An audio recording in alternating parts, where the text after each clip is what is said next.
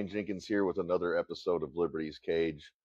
A special show today for a number of reasons, but I get to interview a friend of mine, a very interesting fellow from the DC jail, Jeff Sable.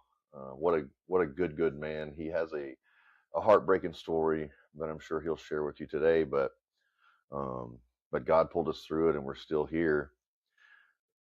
A lot going on with the Epstein files, the 3 million files being released, and Dan Bongino coming back yesterday and calling calling people out, calling the grifters out and the black pillars, and I kind of take exception to that because in my opinion, he went to the FBI. Um, Him and Cash Patel. We didn't really know Pam Bondi, or I didn't prior to that, but Cash Patel very familiar with, and Dan Bongino as well from his radio show. Used to listen to it every day in the DC jail. But went to the FBI, was there like 10 months, said he was going to do a year, didn't even stay the whole year, and then quits. And then comes back like with a chip on his shoulder because all these people are blackpilled or grifting or whatever. It's a free country. Podcasting and doing content and radio shows is everybody can do it. Doesn't mean they're grifters, and people are genuinely sick of zero accountability. You guys came out and said Jeffrey Epstein didn't kill himself. You and Cash Patel did an interview. It looked like y'all were being held at gunpoint, being forced to lie, saying something that neither one of you believed, and it was very, very clear to us. And then, you know, talk about accountability, the Epstein files being released, and all this stuff, and it's a bone I have to pick with President Trump, saying there is no list. It's a Democrat operation or whatever, and clearly there's 3 million files related to the Epstein files, and so um, I think Dan Bongino would have been better served to come back with humility than to come back with a chip on his shoulder and try to be a tough guy. We know you used to work for the Secret Service, and we know you were just the whatever assistant at the FBI, but you guys haven't showed us anything. You haven't showed the truth for the 2020 election. You've made 0 deep state arrests. As a matter of fact, y'all like botched Comey. You're supposed to have been arrest Mayorkas, didn't do any of that. And so, yeah, people are black-pilled. They're like, this is hopeless. This is fruitless. The only way we're going to fix this country is to start from scratch, kick out all our politicians and the bureaucrats. And so I'm sure we'll get into some of this with Jeff in just a second. But again, thank you guys for tuning in. Thank you, Joe the Box, Teresa. Oh my gosh, I'm gonna get in trouble. Martin, everybody behind the scenes at America First Warehouse who do this. If you're seeing this somewhere else and you don't have the America First Media app, download it, please. It's much easier to find my shows and stuff on there. And again, we thank you so much for tuning in. So without further ado, we're going to bring in Jeff Sable, my buddy from the DC Gulag. Jeff, how are you, man? Hey, I'm all right there, Shane. It's road. You cut out a little bit on my end. What'd you say? I said it's been a long road. Oh, man. Yes, it has. But we're here now. We are. And it's been, I mean, you know me, I was always Mr. Positive when we were in the pokey. I mean, I used to, as you know, and you can attest to this, when we were wearing our orange smocks that had the pocket right here at the breast there, I'd always have 3 or 4 pages of these yellow pages of notes. We called them the hopium notes. And every time that somebody was down, somebody would whisper, go talk to Jeff. And they'd come down and I'd pull up. They'd be like, come on, man, give me some good news. And I'm like, hold on, what do you got? Here's what I'd open it up, be like, check this out. And this is all tinfoil hat stuff. By the way, if I could jump in, the tinfoil hat stuff for anybody listening, there's some really cool stuff at the end that we're going to save to the end of all this. So some of this is something that I just put together this morning. It's definitely, you be the judge. I'm just going to lay down the facts, and they're just facts. No conspiratorial crap. These are just all facts. And Shane, you know where I'm going. Yeah, well, no, I mean, and I will say this: the tinfoil hat people are looking pretty good on as far as like COVID, on the Epstein files, on all this stuff. Like, they're not wrong. And so if you have a question, if you got a tinfoil hat friend and you don't hang out with them, you need to start hanging out with them because they are in the know and you're probably not in the know. And they're the ones that are gonna lead you through it. And Yeah, I'm not. that's right. Put it like this. Put it like this. I've really quick before we go any further. I have explained to my folks and some other people when they're like, "Well, tell us some stuff," and I'm like, "Well, okay." One of the things was that the rumor is that what's his name, Tom Hanks. Again, the rumor is that Tom Hanks is a pedophile, and I brought that up to them, and they were like, "No way, no way, no way, there's no way." And I'm like, just yesterday there was something that came up about it, and Mm. again, telling you the rumors, but I was like, I'm not making this up, guys. This is some real stuff, real again, Right. real. But is it or not? It's the stuff is starting to snowball, which goes down to like your Q stuff of your D5, which is the avalanche. Mm. We are right at the Yeah. precipice of, or at. I mean, the cornice has fallen and it's starting to go.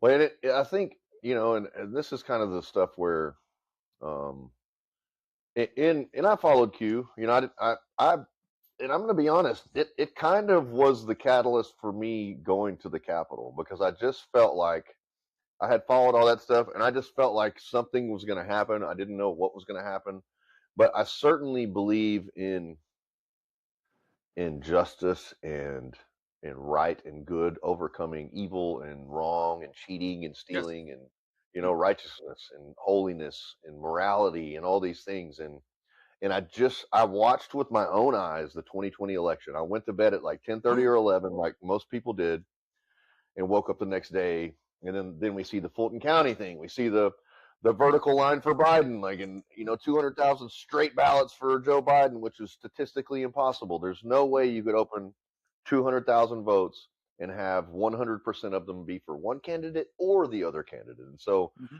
statistically impossible. Some of these things we witnessed, which tells me there was cheating, which led me to kind of believe that January 6th was the day that the election was going to be certified. And it did appear that we had some courageous Congress people and senators that were going to stand up for righteousness.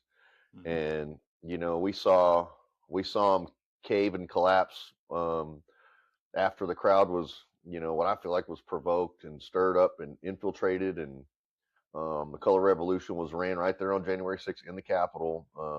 And tried to destroy MAGA, tried to destroy President Trump, tried to destroy us as well. And then those senators and Congress people that looked like they were going to be stalwarts folded like some freaking folding chairs. Yeah, a definite battle between good and evil. I mean, when I came back from DC on January 6th, I remember telling, and my gal is even, my wife now has even said, she Congrats, by the way, on yeah, recently married, Jeff. oh, hey, Congrats. Tell the missus hello. Yeah, for sure. she stuck through me through thick and thin through all this, never wavered 1 inch in her family. It'll get me emotional. So just let's say that. Okay. Well, we'll get back to that's your present day life. I want to jump back. I want to jump back to because I want to introduce you to people. Like, so tell us. We got about 3.5 minutes before the break, but who was Jeff Sable before January 6th? Like, what did you do? What did you go to college? I mean, just kind of give us the rundown. Okay. Went to a state college, got a degree in physics, concentration in geophysics, moved to Colorado, lived there for 30 years. Did all kinds of different geophysics work, everything from oil exploration to just general exploration. And then for the past 20 years, 20 years before J6, I specialized in using geophysics to find unexploded ordnance underground on old military ranges. My work's Wow. everywhere from Alaska, Guam, lived in Hawaii for a year. I've been on Calgary, Afghanistan, all around the United States, Washington State, Northern California, Central California, Southern California, Texas, Florida, Massachusetts, Utah, Well, some weird stuff. Jeff, I will say this, Jeff. You kind of you are an unusual fellow, and I will kind of say it makes sense. Like, I can see like the algebraic equations floating around you, like kind of Einstein physicist type guy. But definitely, and I think you're the epitome of what J6ers were. Like, you had I mean, you had so many different backgrounds, a lot of military, law enforcement, but you also had just people, used car salesman, reformed criminal, Jesus lover. Like just a lot. It was I don't know what you call that, just a amalgamation. There you go. That's a great word. I like or that. conglomerate. Yeah, there you go. I like that. Yeah. but So but that's what I was doing. I was I mean, I'm not saying I was going to say 9 to 5, but I was salaried, which meant you're working way more than that. The last real big job I was on was the largest ordnance removal job in the United States. I believe it was at Fort Ord, California, $94 million. And I was not only the technical operations manager, I was also the program geophysicist for that. Essentially, I was the technical operations guy for the job. Okay. We had went marks for 5 years. So it was one of those things where you do it for quite a while. The industry changes over time. You evolve with it, or you help it evolve.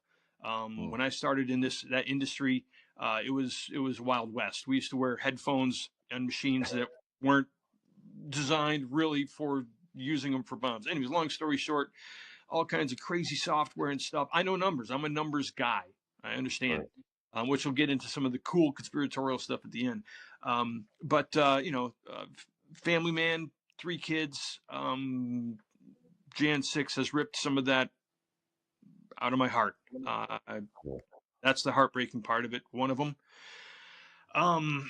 One of the pieces. Well, before we get into that, Jeff, we're gonna have to go to break here shortly, and I know that one of your parents passed recently, and so we offer up, we love you, man, and you're a good man, and I just pray that God puts those pieces, if they're meant to be back in your life, I pray that He puts those back in your life. And we'll be right back after this. Right. Most people think they have options when searching for the best deals when they travel. But here's the shocking truth. 100% of the major travel agencies are owned by just 2 entities, Expedia and Booking Holdings. They claim to offer the lowest rates, but due to the hotel rate parity agreement, they all have the same pricing, limiting genuine competition. When you book through these sites, you act as your own travel agent, but the profits are going to organizations that don't support our patriot values. We cannot allow that to continue. So, we decided to make travel great again by starting a US-based travel membership platform, mypatriottravel.com. We are patriots helping patriots. Together, we can disrupt the travel industry by not spending our hard-earned dollars supporting the radical left. For just $29.99 per month, you gain access to true wholesale rates on travel, saving you on average 35% and up to 65%. Book as often as you like, with no limits. Keep your hard-earned dollars in your pocket and spend them on things you need and want to support. Go to mypatriottravel.com/TAFW and grab your membership today. mypatriottravel.com/TAFW, making travel great again. Are you a true American? Then it's time to get connected. Download the America First Media and Television app and stay up to date with real news, bold voices, and live events from the America First Warehouse. From national broadcasts and exclusive shows to comedy nights, concerts, and special events. It's all right at your fingertips. No filters, no spin, just America First. Download the America First Media and Television app today and be part of the movement. I'm sure you guys remember the platinum single, Justice for All, with Donald Trump and the J6 Prison Choir. Well, get ready for round 2. We're coming out with Anthem of the Free with High Res and the J6 Prison Choir. It's coming out now. It's pre-sale until December 19th when it drops. Get yours on all platforms, Google Play, Apple iTunes. Get it. It's going to be hot. Justice for all, our voices ring, the anthem of the free. It's me, Joe the Box, the America First Warehouse, most patriotic venue in all the land. The America First Warehouse, a beacon for all to see, a symbol of unity. For the patriots of America, we stand tall and free. In the America First Warehouse, where our hearts will always be.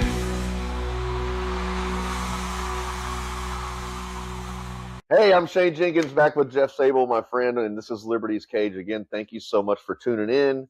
We got our coffee going this morning, snow outside, wonderful, wonderful day, and what a special time to be with my buddy Jeff. And we were just talking off the air, off recording about some stuff. And so I just kind of wanted to get, if you want to talk about Jan 6, talk about it, but also, like, I think after January 6th is really an important story that America needs to hear, and we want to leave this as a testimony, as a testament, a legacy to be shared with the people that come after us, and some of the people that are here before us. They need to be reminded of what we endured because of the people that preceded us, that were weak and feckless and allowed this nation to get bought out by foreign entities, and taken over by people like maybe like AIPAC or people like that. I don't know if we really want to talk about that on the show, but so I'm gonna shut up and I'm just gonna let you talk. Go into as much detail or as little as you want, Jeff. All right. All right. I guess we're going to touch on the heartbreaking stuff. But let's set the tone and set the reality.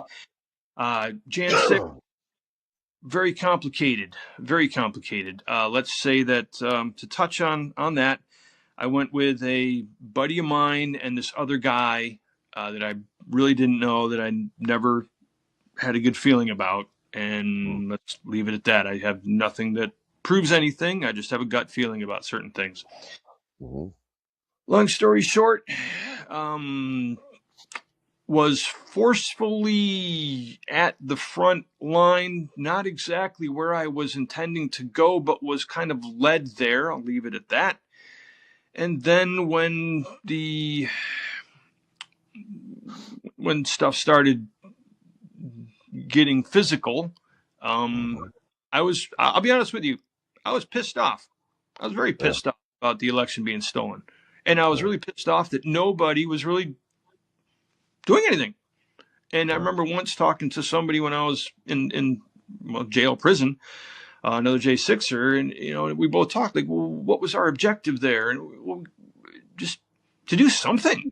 That was really it, to do something. I wasn't there I have friends that are cops. I actually have a friend of mine in Denver that wrote a personal reference to me as part of my matter of record. He kind of got a little hot water for that, but yeah. So he stood up for you. He stood up for you. He did. He's a very good friend of mine. Anyways, so January 6th happened, and then that night, I remember getting back to the hotel room, drank a bunch of beers with a buddy of mine, different guy, and then the next morning woke up and saw that all of the right-wing news, I expected the right-wing news to be supportive. I expected them to be like, yes, America's moving forward. We're taking back. We're not going to take shit. Excuse my French. We're definitely moving forward with trying to get to the bottom of this. No, it was the exact opposite. It was, these insurrectionists, what did they do? And I'm like, what? Are you, even was it Alex Jones? He was like going, what were how could, and I'm like, Alex, I saw you in DC on a stage spewing fire and brimstone. Yeah. Your voice raw, man. He also said it was a trap too. He said it was a trap. So and then to now be like, it was just so I felt betrayed, absolutely betrayed. And then it was like I started to believe this crap that I was watching on TV mentally, because it was reinforced. And then I was in, let's just say it was a Walmart or something with my family a day or two later, and we're walking through the TV section, and they're showing, of course, video of the protest on every single TV. You know what I mean? It's all you're seeing, and I'm like, wow. All of a sudden, what do? I see them zoom in and close up on me. Oh no! On every single screen, and I'm like, oh no! Well, looky there. And it happens to be the same moment that somebody, I won't get into names or whatever, is using the flag to beat an officer. Which, it's funny because not funny, but if you watch the video, which is part of my discovery, I can't see him doing it because that flag is going right across my face. All right. Anyways, long story short, because I would have stopped it. Um, But so actually, in retrospect, that flag was not hitting. It was hitting because he was going over a rail. He was actually hitting the step on the other side of the officer, yeah, not yeah. actually. It looked brutally violent, but it was not even hitting, making contact. Hmm. But go ahead. I digress. It's okay. It's okay. So I felt betrayed, and then I was like, "What?" And I kept saying this in my head: "What did you do? What did you do?" Because I mean, I have a tattoo on my back of a peace symbol. You know what I mean? I Right. mean, I'm a Gen X hippie dude. You know, so I'm like literally getting mentally dizzy, but at the same time, when I say mentally dizzy, it wasn't just dizzy. This is where the evil part comes in. There was something that I could feel that was pulling me down towards this despair spiral. I could almost see it. It was almost tangible. Yeah. It was I'll be honest with you. There was some demonic something, I don't know what, but there was something that was crushing my Your soul. soul, my spirit, everything. It was crushing me. And I freaked out. So I left for a while, meaning left. I went in backcountry for a little bit. Then as you know, I tried to fly to Switzerland. And I'll be blunt. I was carrying around a 45. I had loaded weapons at the ready. I did believe and still believe that the election was stolen. And I was thinking that this was going to be a very bad situation. Being a peaceful man and not wanting to kill anybody and not wanting to get my family in any danger, I decided to leave for a number of reasons, those being some of the main ones. So I went out of the woods. I got myself to the airport. I flew all the way to Boston. I then was trying to get to Switzerland. They wouldn't let me get on the plane because I didn't have the appropriate COVID paperwork. I tried to get on the plane 3 different times. I even changed my appearance. I had a tail. I know that for a fact because when I went into the bathroom and changed clothes to look like someone else, there was someone that walked past me that had a plainclothes officer with a microphone that said, "Shh."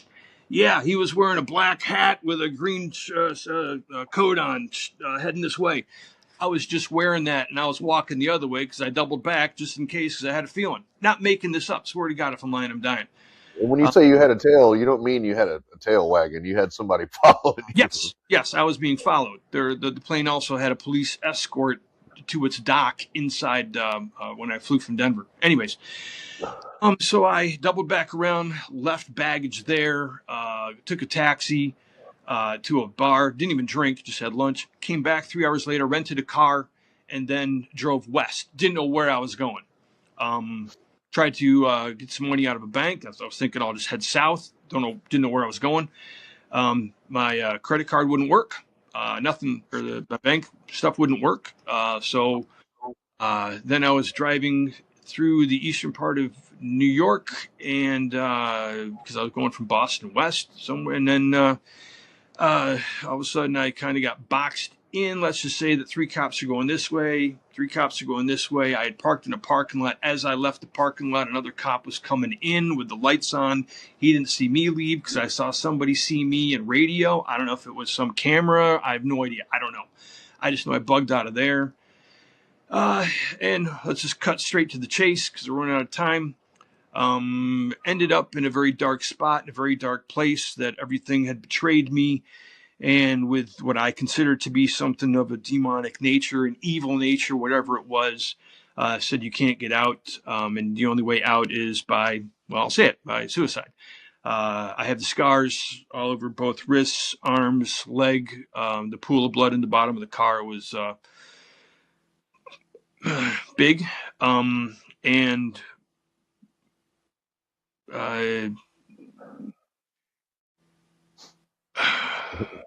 Who found you like that, Jeff? it's okay. It's okay.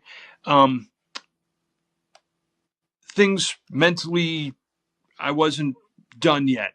The man above made it be known that I wasn't done. And so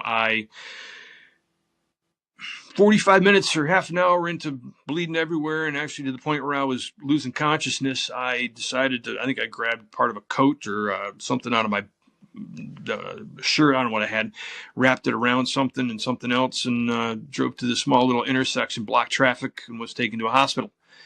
And I know things were bad because I can remember the guy in the ambulance saying, dude, he might not make it if we don't get there. There was this ambulance driver was driving so fast that there was stuff flying off the shelves of the ambulance. Wow. It was crossing through medians. It was. Anyways, I have more to do. Yeah. And by the grace of God, I'm still here and I got things to do. And part of that was going through what I went through, because there is no doubt in my mind that God's real. None. Zero. And the God winks, the things that I've come across, I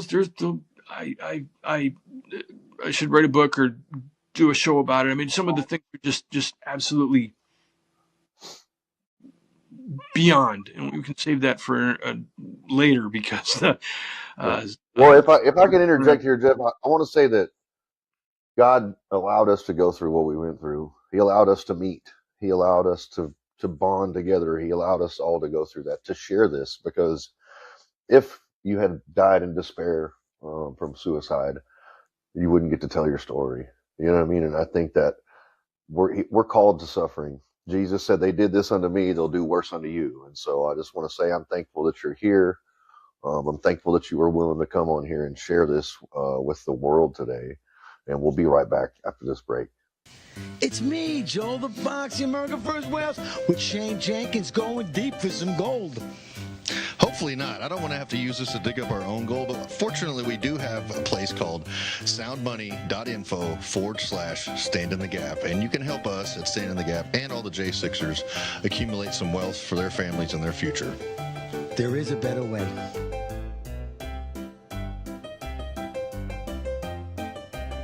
Are you a true American? Then it's time to get connected. Download the America First Media and Television app and stay up to date with real news, bold voices, and live events from the America First Warehouse. From national broadcasts and exclusive shows to comedy nights, concerts, and special events. It's all right at your fingertips. No filters, no spin, just America First. Download the America First Media and Television app today and be part of the movement.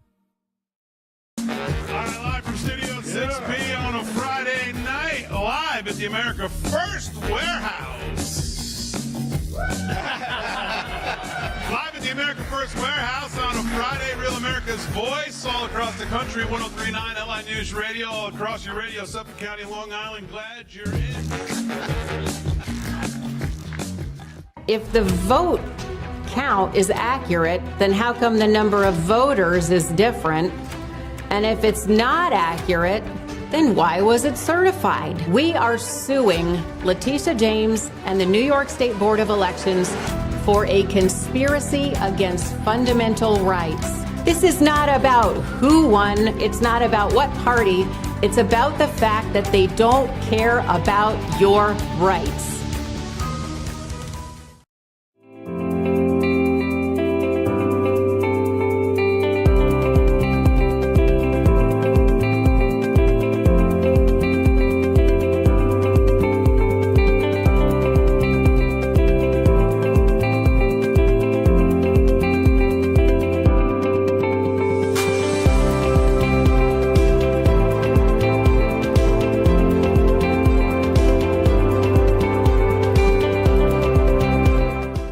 It's me, Joe the Box, and I'm John the Blanket with the America First Podcast. That's what I'm talking about, the Fred Rubino Podcast. I'm James Justice. We got Stephen Ruth over here. What are we doing, Steve? Fighting! Welcome to the Patriots Podcast. Good evening, everyone. Hey, everybody. Welcome back to the On the Right Side podcast here at the America First Warehouse. Welcome to Liberty's Cage, the podcast tearing down the walls of America's broken justice system. Welcome, ladies and gentlemen, Kevin Downey Jr. Podcast. Be free, stay free. The America First Warehouse, where our hearts will always be. I'm Shane Jenkins, back with Jeff Sable here on the Liberty's Cage on the America First Media app and with the America First Warehouse. Give Joe the box. Check him out at the AmericaFirstWarehouse.com. Also, please go to Sugar Creek Goods for all your soap, your insect repellent, anything like that, body butter. SugarCreekGoods.com, promo code Liberty will get you 15% off, and it'll help the show with also a little kickback. But we are going to put the tissues up now. I don't think I've ever cried on a podcast before, but I did a minute ago. So, Jeff, if you want to take us back to there, like what happened after that? All right. After that, was in the hospital for a while. Then they put me in the psych ward for a while, and that is one of the worst places I've ever been, if not the worst place I've ever been in my entire life. I was Did you say you woke up with handcuffs on? Is that what you told me? Yeah, woke up with handcuffs on there, and once I healed up a little bit, they took me down to the psych part. Let's just say that it was absolutely freezing. I had a teeny tiny little blanket. There were these little windows where snow was coming through the window. The guy next to me was throwing human excrement under the door at any officer that walked by. There was a small cage around his door. Everybody would kick and bang their doors until 4:30 or 5 in the morning. Then food would come around 6. You were cold, didn't sleep. There was urine coming through the crack in the wall that would pool on the floor. I'm not making this up. Swear to God, this is true. That was in Westchester County. So I was at Westchester County for a while. Then I was in Orange County. Then I flew on Con Air to Grady. Then from Grady, I went to Northern Neck. I was in Northern Neck for about 6 or 8 weeks. Unlike many other people, my Northern Neck experience, and I'm not giving them any pass, but I didn't really get involved in anything there. I was in solitary for quite a bit because I was, they said I had COVID. By the way, solitary with no book, with no reading material, with nothing. Imagine taking everything out of your bathroom and putting a piece of plywood over your tub and living in that for a long time. That's the only way I can explain it. You have to mentally do things to keep sharp or whatever you can. Anyway, so then after that, I was in Northern Neck for about 6 weeks, 7 weeks. And then I was in. You know about what was the date around this time? I didn't know. I don't know if you got to DC before me or after me. I was just trying to place. I was in DC before you because I remember when I saw you come from C2B to C2A, that you went towards the shower and you had this big tattoo on your belly that says outlaw on it. And I was like, I want to talk to that guy, you know? So, yeah, so I remember I was there before you. Not too much, weeks. Right. Yeah. As far as DC goes, again, extremely traumatic for my family, beyond anything I can explain. Ripped out of my life, absolutely destroyed in every essence of the word. Despair, depression, everything that you thought you believed in, upside down, sideways, and backwards. I lived in my cell. I didn't come out to the point where people said I was almost a unicorn because I would sleep 17, 18 hours a day. My cell was gray. I put things over the windows. And when I say windows, I mean little slats like that. And I just went into I was dying, literally dying. And then initially, right, Jeff, when we initially got there, it was we weren't free to move. Like we paved the way along the way. Yeah. Oh yeah. But we were locked in a long time. Yeah. All the time. I was in solitary confinement for probably 3 to 4 weeks when I was at Northern Neck. Then came to DC. We were on 24/7 lockdown when I was in C2A. I forget which one I was. C2B, yeah. C2B, then to C2A, then we went to C3A, and we bounced around. And then, so yeah, when I first got there, I remember, you're just in the cell. That's it. You're there. That's it. We had like 3 or 4 books for everybody that was there, and they were from, passed around, but they were missing pages and covers and crap. And anyway, so then we finally, so you solitary confinement 24/7. And then what they did is, after a month or two, they opened it up to where we got half an hour out, which was huge. That was tremendous. Yeah. And then take a shower, make a phone call. That's it. That's it. And you had to be quick. We were let out in groups of 4 because there were 4 showers. And then that opened up to 1 hour a day. Holy cow! Oh, that was freedom. What are we gonna do with all this time? That was it. You mean I can make like 2 phone calls. Seriously, it's not funny, but it is. It's insane. But you got used to it. I hate to say it. I read probably hundreds of books. Read the Bible. Studied as much as I could to kind of get into the Word. We all fall short of what we should be doing, but I think I used that opportunity as much as I could, or at least as much as the blackness that was in me was allowing me to. Which brings me to a quick topic. Not quick topic, of course, it's God, so it's every topic. But when I first got to DC, there was such a oppression, a darkness. It was palatable that I could feel the weight of things, and it wouldn't go. It was you could feel it. I took my Bible paperback, wrapped it up into a sock, and I slept with it. I'm not lying when I say that it made it so I could sleep through the night. It may be mental, but I also think the Holy Spirit came through and said, you're in a battle here, and there are some things that are truly supernatural that I'll tell you really quick. The first one that happened was I decided, because we were in a cell, a 2-person cell by ourselves. Everybody had their own cell, and I was sleeping on the top bunk. One of the reasons was that the mice have a harder time getting to the top bunk. Not making it up. It's true. You can attest to it. Mega Mouse, remember? Yeah. I had pets. I had pet cockroach for a while. I really did, for a couple of them. Set him free. Snuck him out. I snuck him out during rec in a coffee bag. And you know what he did? He crawled up the building and went back inside. He had Stockholm syndrome. Anyways, so supernatural. I remember laying on my top bunk, and I was woken up. I was on my stomach. I was woken up by a heat that was all over my back. I cannot explain it. Never experienced anything like it in my life. It was something that was giving me a warmth of,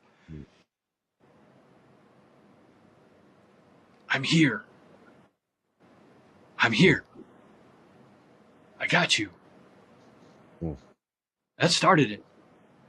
I think right after that, I decided, as they said in Shawshank Redemption, either get busy living or get busy dying. And I started exercising. I started running up and down stairs, running up and down. Speaking of which, to detract, not detract, but to throw in something. It's really interesting to watch the movie Shawshank Redemption while you are in prison. It's a very odd feeling. To keep so if I can redirect you a little, Jeff, what? Yeah. So you were snatched out. I'm assuming you had like a bond hearing. You had. Oh yeah. What kind of charges did you have? Why'd they hold you without a bond? I guess maybe you were a flight risk because of Switzerland stuff, but kind of get into some of that, and then maybe move the football forward a little on where that ended up. And we only got one more segment after this. Yep.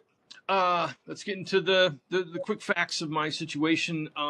Originally had 4 civil disorders. That was then superseded by 7 to 8 charges. That was then superseded by 13 felonies, 1 misdemeanor, which included 4 assaults, 2 of them with a dangerous and deadly weapon. Bodily injuries, essentially, I think if you stacked all of the charges up, if they wanted to put them all, what is it? Consecutively. consecutively, it'd be like 154 years or something. Yeah. Of course, 1512, and so bond hearing after bond hearing after bond hearing, denied. But of course, I was a flight risk. That's So didn't expect to go home, but me being, and correct me if I'm wrong, me being one of the positive people. I mean, as soon as, and we'll get to it in the next segment, as soon as some of the Q stuff kind of to come in, and I was already, I was sucking in any positive energy I could, and I would record it in these pieces of paper, which I still got. It's a stack like that. I'm not kidding. But I would use that over and over and over to say, look at pieces of the puzzle, and then looking at it mathematically. Okay, so that's later.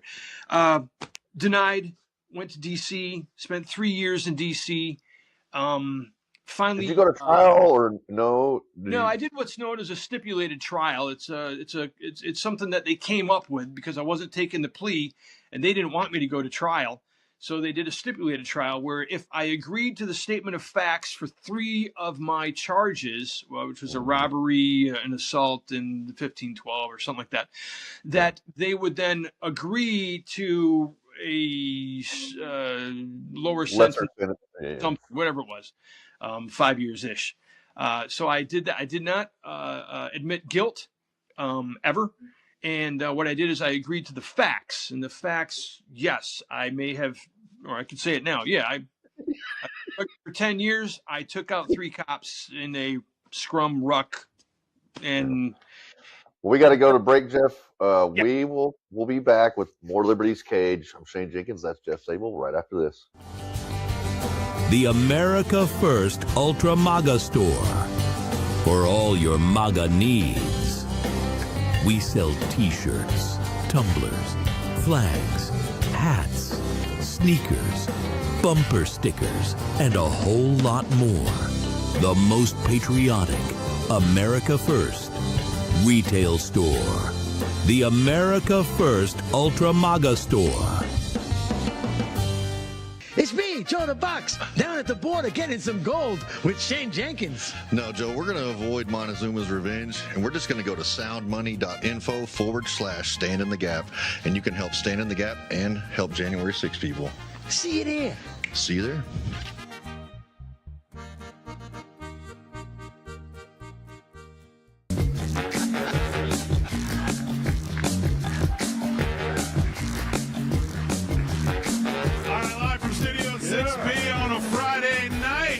At the America First Warehouse.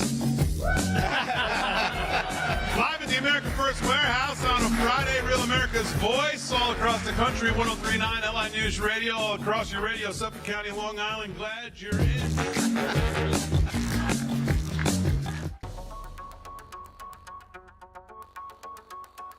Corporate transfer.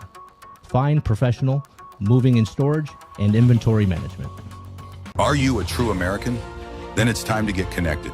Download the America First Media and Television app and stay up to date with real news, bold voices, and live events from the America First Warehouse. From national broadcasts and exclusive shows to comedy nights, concerts, and special events. It's all right at your fingertips. No filters, no spin, just America First. Download the America First Media and Television app today and be part of the movement.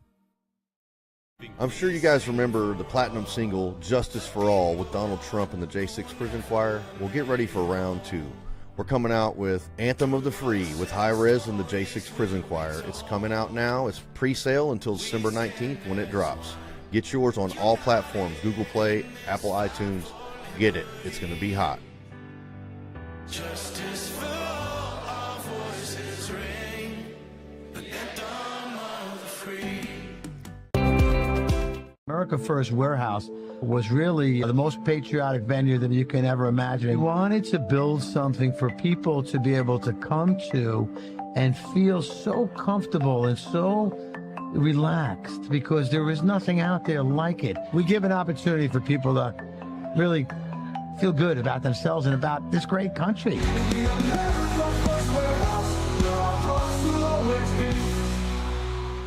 everybody, Shane Jenkins back with Jeff Sable on Liberty's Cage. This is our last segment, and so I'm just going to kind of turn it over to Jeff. He's got some really interesting things he wants to share with us. But before we get to that, he's going to tell us what's going on in his life now. Jeff, let us hear it. Okay. Got married in November to the gal that's been with me for a very long time. Congrats. Thanks. Just up here in snow country, and in fact, today I plan to, believe it or not, hike in the backwoods and maybe do a little backcountry skiing down the local. When I say the local, I mean my local little hill. Okay. So that's my plan for today. I do just doing a couple construction projects for family members. Everything from I jacked up some part of a camp and redid some stuff there. I'm rebuilding a room upstairs, some painting here, fix some things at some other places. So I'm just keeping busy with my hands. I'm pretty much off the grid and spend a lot of time outside. And I mean a lot of time outside. That's my solace is the outdoors in the woods. So that's where I'm at. As far as the future, in the process of hoping to move forward with my snowboard idea. It's something I've got a number of patents on it. You can check it out at revolvergear.com. I'm way behind the power curve on that because I dropped the ball. I want to get manufacturing starting, but I haven't even set my office up because I can't go into an office and be confined. I can't. I got to leave. So after a year's time, I'm rebuilding this office, and now I plan to set it up, and then I can get back into. But I couldn't voluntarily go lock myself in a room and stare at a computer screen after being in solitary confinement for so long. It's not going to happen. So that's my. I plan to move forward with it. I've got working prototypes, and it's pretty cool. So essentially, it's a retrofittable, rotatable snowboard binding adapter plate. I've got functional prototypes. It's my baby. So. All right, let's get to the fun stuff. So, right. Can I say something, Jeff? I wanted to say, I do want America to understand that there are lasting scars and wounds from what we endured, and it's not something to just glaze over. Like, if you locked a dog in a cage like we were locked in ourselves, that dog would be forever altered. And not the same. And that is kind of something that we are dealing with. And I just wanted to touch on that because I too, am having a difficult time adapting, and I'm working on it. And I found that not drinking helps that for me. And so but go ahead and jump into the good stuff. I just wanted to kind of share that this is something that has impacted our personal lives and our mental health and our well-being. All right. Yeah. Maybe hopefully not for forever, but yeah, I to try and put a silver lining on this, and I'll be quick because I don't really want to get to this other stuff. I do believe that going to prison for 4 years, believe it or not, may have saved my life in certain ways because I was running towards a heart attack. Doing geophysics work. I was also drinking 6 or 8 beers a night. I was chewing a tin of Copenhagen a day. And I was, I'd stay up till 2 or 3 in the morning and get up at 6 or 7 and get the kids off to school or whatever it was. I had tightness in my chest. And when I finally got in prison, I was having work withdrawal, panic attack almost. Like, I got stuff to do. You can't do anything when you're in prison. So it made me relax. I haven't read a book in forever. It made me sit down and have time to read. It slowed me down. I don't drink anymore. I mean, I can have a beer or two, but I haven't chewed tobacco in 5 years. So there are silver linings to this. There truly are. Okay. What else? PTSD. Sure. I have flashbacks all the time. In my bed, if there's a sudden noise or anything, that I wake up immediately, like ready to grab my guns. Just like when I first got out, anytime when I was next to my wife now and she'd roll over, I'd instantly wake up with a start. Like, who's next to me? What is this? Do I have to defend myself? Like right now, that's gone down, but it's still there. To get back to the topic of what happened afterwards, I went to DC, of course, and then had a stipulated trial. Then basically got sentenced to 63 months. From there, I went to FDC Philly, Federal Detention Center, Philly, which is a horrible, horrible place. It is gray concrete, gray steel. I was in 6 South. When I was there was a guy in 6 North that got raped, gang raped. It happened, Then I went to Fort Dix. I was in Fort Dix for 9 months or so, 8 months. Fort Dix is much easier because 60-70% of the population are SOs, sexual offenders. They don't want to ruin their ride. It can still be tough. 7 guys got stabbed in one day there. But you keep your nose clean, don't do anything stupid, you should be okay. No guarantees, but you should be. And then, of course, January 6th happened, or Trump came in on January 20th, and I knew for a variety of reasons, 99.9999% chance Trump's doing it, and sure enough, we were out that next morning. And I remember going to receiving a discharge in the snow with 5 or 6 other guys that were with me in my part of Fort Dix. And it was like 10 o'clock at night, and we're walking outside, and we're singing the national anthem outside as the CO is trying to get us to shut up. And I'm just singing along as loud as I can. And he's like, what? I didn't say it, but I'm like, what are you going to do? What are you going to do? But another thing, really quick, there were some COs they couldn't officially say it, but they were very supportive of us. Like, basically, psst, we know who you are. You're not an SO. If you need anything, you just let me know. So very, very supportive. In fact, when I first got arrested, there were a number of COs that were like, dude, shake your hand. If I was there, I would have been there right there with you. So, all right.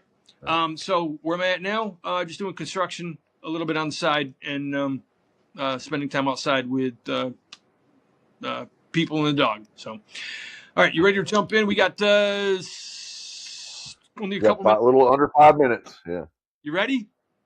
Yes, sir. Okay, let's talk about some things that really make it so that I knew years ago that this is something that I think the good guys won many years ago. Could be 10, could be 20, I don't know. And that we're seeing this all play out in order to bring people along, to awaken people of how bad things really are. If they did it too fast, it would have snapped civil war. So let's really quick talk about a couple of Q things. And you know exactly where I'm going, because when I saw this when I was in the pokey, I was like, what? Me being a math guy, I did some of the simple statistics now, and I figured out literally that there's a 1 out of there's not even a word for how many zeros. It'd be like a 1 times 10 to the 24, meaning a 1 with 24 zeros after it. There's a 1 in that many chance of all this stuff happening randomly. Like 1 to the billion, septillion, quadrillion to 1 or something, whatever it was. Okay, so, let's start here. Q post number 1.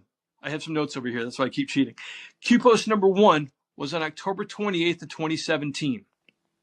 Okay. 1,700 days after that is June 24th of 2018. Now, Q is the 17th letter.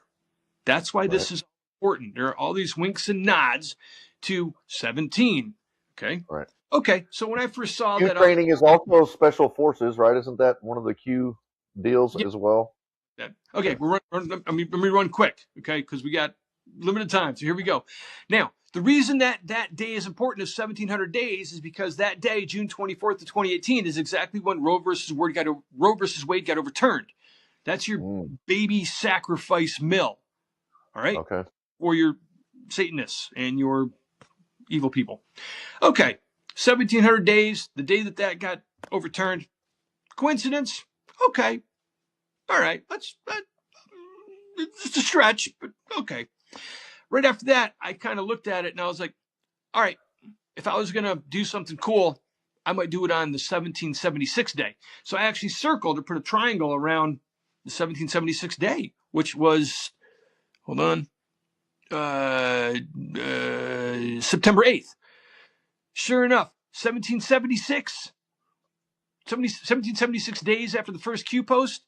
What happens on that day? That day being September 8th? Tell me, what is it? It was the Queen was pronounced dead of England. Right. Queen of England, 1776, England. But there's a double layer to that. 1776, we fought off the British, and then now it's like. Okay, now we got 2 minutes left, so let me run. Okay, so you think that's huge. Okay, then after that, you've got Q post number 497, dated January 7th. In that says good win when 15. Well, on that day, was it 5 years later, that's when Speaker McCarthy was voted in.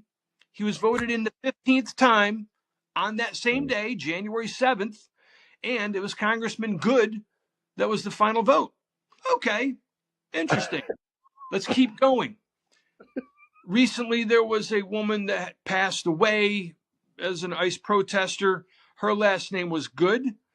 What day did she pass away? I believe it was January 7th, which is the same day that the word good is in the Q notes. I'm just giving you facts. You make your own decisions. Right. Right. So now. 1 minute, Jeff. Yep, okay. Let's say potentially that we're in Revelation 20-3, which is where it talks about Satan's little season. Okay.